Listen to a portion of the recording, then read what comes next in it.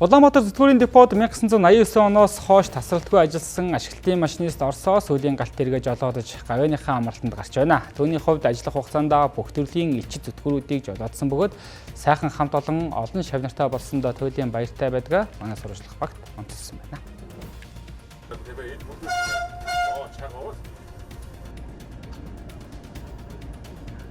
1989 онд Улаанбаатар зүтгүүрийн депогийн ашиглалтын 4-р зуунд туслах машинчаар орсон. Үүнээсээ хойш машинч, туслах машинч, зааварлаг машинч, за тэгээд ашиглалтын хөдөлгөөнд ажиллаад өнөөдөр хавьяаныхаа амралтанд гараад сүүлийн аяллыг хийх чадаа баяртай байна. Улаанбаатар цэвэр замд 10 гаруй сэрийн элчтэр байдیں۔ За тэр бүгдийн жолоодно. Ерөөсөө машинч хүн гэдэг бол дуудагдаад ирнэ ямар элчтэрэн дээр явах уу тэр дээр л явна. Бүх сэрийн элчтэрэн дээр явна.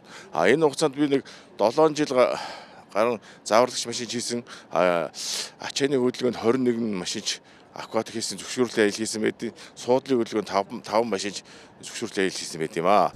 Түүний хувьд анхны жолоодож байсан элчит галт тэрэг нь өдгөө музейд тавигдсныг хэллээ. Орчин үеийн зүтгүүрүүд жолоодоход илүү хялбар, электрон хянахтай, компьютертэй болж шинжлэгдсэн байна.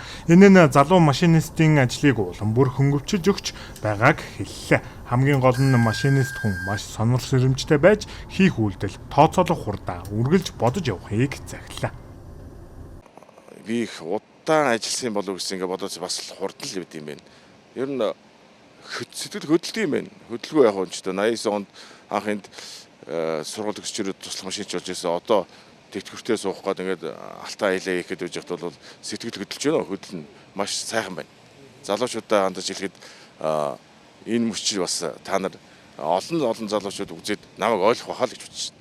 Түүний хувьд бүрэн бүрэлдэхүүнтэй буюу 4,000-аас 6,000 тонн жинтэй элчит галт тэрэг жолоодох, хүлээн авсан галт тэргээ бүрэн бүтээн хүлээлгэн өгөхөд хамгийн сайхан байдгийг дурсан ярьлаа. Түүний араас залган гарч ирж байгаа олон залуу элчит тэрэгний машинист нарт хандан хүлээн авсан ажилдаа хоёргүй сэтгэлээр хандаж хүлээсэн үүргээ нэр төртөө биелүүлж явахыг захилаа.